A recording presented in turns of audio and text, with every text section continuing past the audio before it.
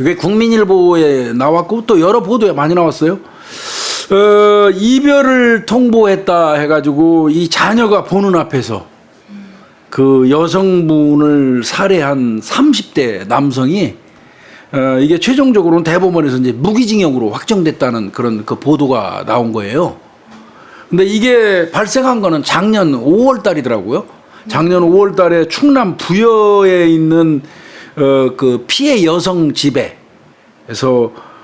자녀 사이에 이렇게 그 누워서 있던 그 여성을 이 남성이 헤어지자 그랬다고 칼 들고 들어와가지고 살해했던 그런 사건입니다. 너무 잔혹하네요. 어떻게 자녀가 보고 있는데. 예. 아유. 그렇죠. 이게 이제 이 사건이 아마 더 이제 주목을 받는 거는 아이가 봤잖아요. 그러니까요. 아이가 이제 평생 트라우마로 남을 텐데. 이런 경우에 이제 아이 같은 경우는 이건 뭐 물론 그 국가기관에서 뭐 상담 치료는 해줘요. 그 트라우마 생기지 않게. 그렇겠죠. 근데 예. 그게 국가에서 솔직히 말씀드려서 수사기관에서 아이 이렇게 보듬어서 치료시키는 건 굉장히 짧거나 한정적이거든요. 맞습니다. 그렇게 해서는 치유 안 되죠, 이 아이. 이건 어느 정도 좀 치료를 해야 될까요? 네. 이게 뭐 어떤 조금 뭐 어떤 외상적 사건도 수준이라는 게 있잖아요. 그렇죠.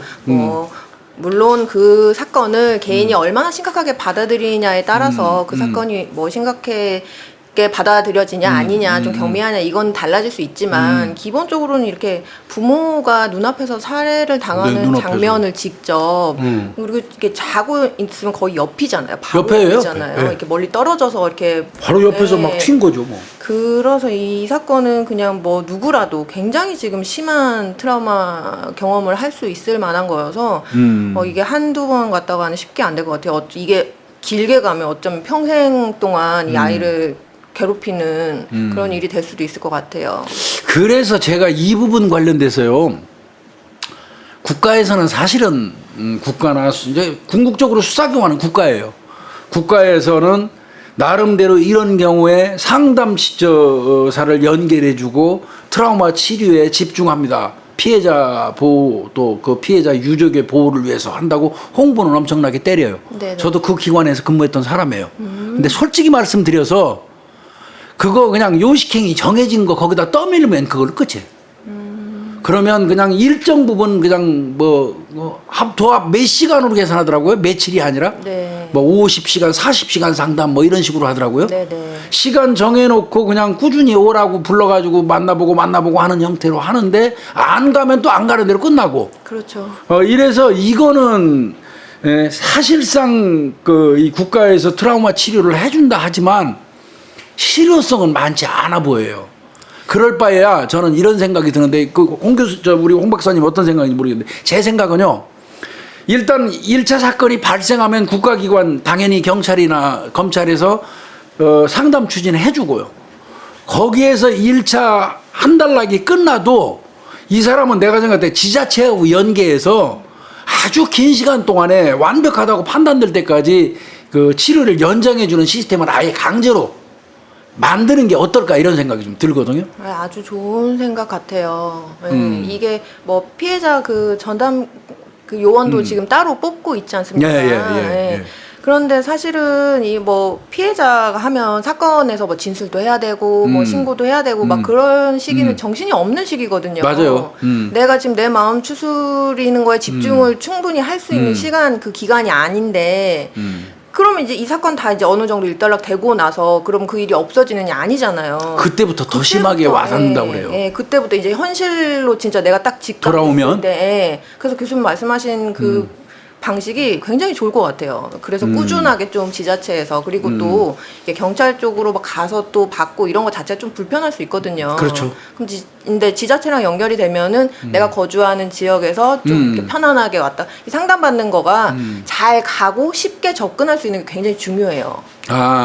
내가 지금 다른 일로도 너무 힘든데 막 또 힘들게 어딜 찾아가고 막 접근하기가 힘들고 이러면 또 불편하잖아요. 예, 안 가게 되니까 지자체에서 좀 연계해서 잘 편안하게 접근하고 치료받을 수 있게 하는 게 굉장히 중요하고 효과도 좋을 것 같아요. 그건 맞는 것 같죠. 네, 저는 네. 그 생각을 항상 해봤어요. 제가 취급하던 그 강력 사건의 피해자 유족들을 상대를 많이 했잖아요.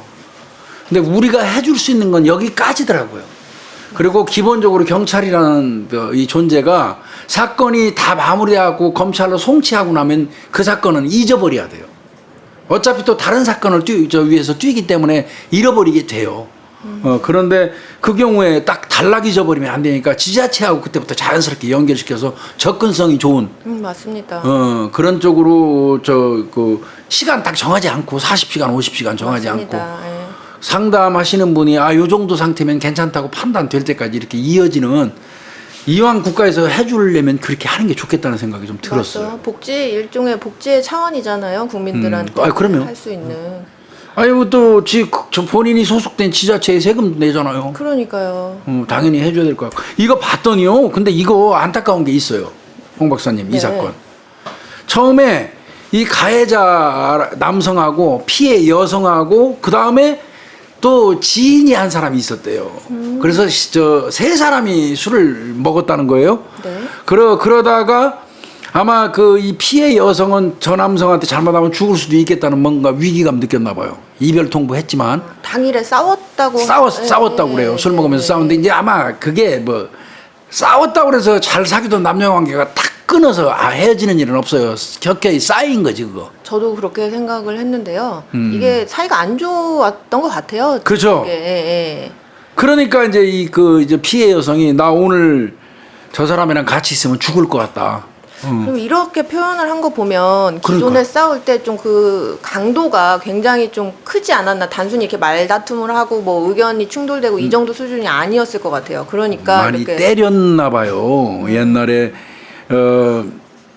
2019년도 11월 달에 어디 여행 가는 문제로 여행 취소 뭐 관련돼 가지고 그때 이 남성이 여성을 엄청나게 때리고 잠자려고 그러는 그 여성 방에 들어갔는데 가서 강제로 또 성관계하고 뭐 이런 폭력을 행사했던 그런 이것도 이번에 이제 또 드러났어요. 조사하는 과정에서. 그러니까 이 여성분이 겁을 많이 먹은 것 같고 오늘 저 사람이랑 같이 가면 동거 형태였던 것 같아요. 네. 저 사람하고 같이 가면 오늘 나 죽을 것 같다 그러니까 이제 제3자 지인이 데리고 갔던 모양이에요. 아, 떼놓은 거죠 나름대로. 네. 근데 여기 아쉬운 부분이 있어요.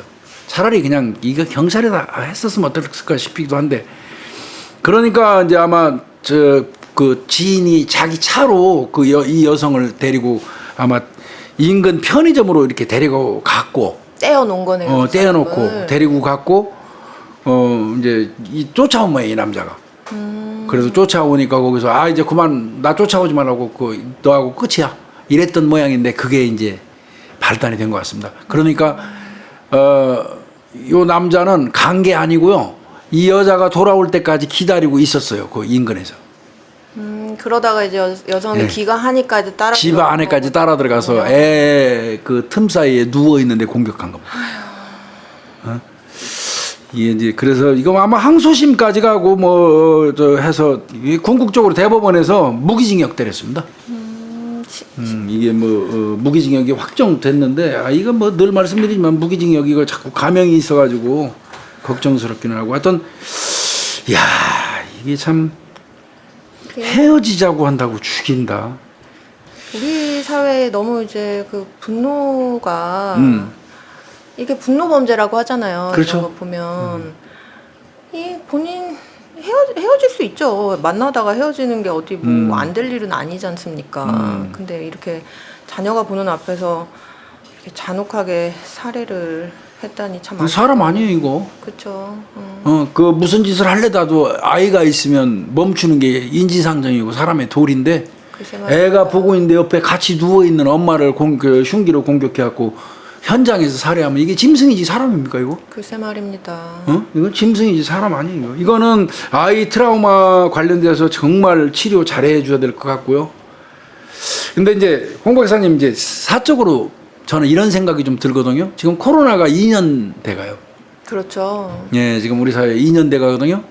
이거 2년 정도 통제 아닌 뭐 통제를 지금 받고 있는 거 아니에요. 그럼 사람들 가슴 속에 지금 불평, 불만, 짜증이 한꺼번에 꽉꽉 뭉쳐 있어요. 그렇겠죠. 예, 사소한 거에도 불 붙고 이런 정도의 어떤 그 현상, 사회 현상이 일어나면 제일 먼저 신경 써야 할 사람들은 치안 당국이에요. 경찰 당국이나 검찰이나 이 수사 쪽 그 파트에 근무하는 사람들은 이런 경우에는 원래 특별 대책을 세워요. 치안 관련해서. 저는 현직에서 32년 근무할 때 뭐 조금만 사회 현상이 이상하면 무슨 특별 대책하고 막 내려오던 거를 기억을 많이 하거든요. 예. 그런데 묘해요.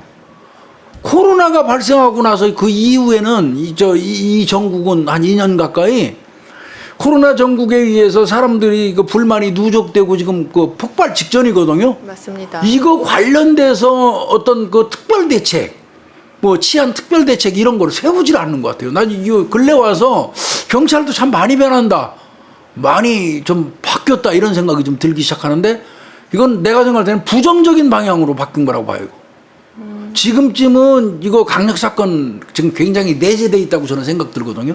맞습니다. 교수님 이렇게 방금 말씀하신 것처럼 사실 이제 그 서초동에 뭐 법원이랑 이제 예, 경찰청이랑 뭐 경찰서랑 다 모여져 있으니까 그 변호사들도 모여져 있고 해서 이제 그 서초동 동네에서는 코로나 시국 나고 약간 지금 교수님이 말씀해주신 거랑 반대의 이야기를 하긴 해요. 너무 조용하다. 그러니까 사람들이 많이 안 다니니까 범죄가 발생을 많이 좀 부딪히고 뭐 하고 해야 이제 범죄도 더 많이 발생하는데 좀 조용하다 이런 이제 그런 좀 이야기들을 하고 있는데 근데 문제는 뭐냐면 방금 교수님 말씀하신 것처럼 사람들이 스트레스가 굉장히 좀 많고 불편감을 느끼다 보니까 범죄 뭐 수는 물론 이건 통계적으로 확인해 봐야 되겠지만 그건 차치하고 굉장히 이렇게 폭발적으로 강력하게 맞습니다. 발생하는 범죄가 생길 가능성이 굉장히 높을 수 있다라는 거죠. 저는 우려하는 게 그거예요. 네.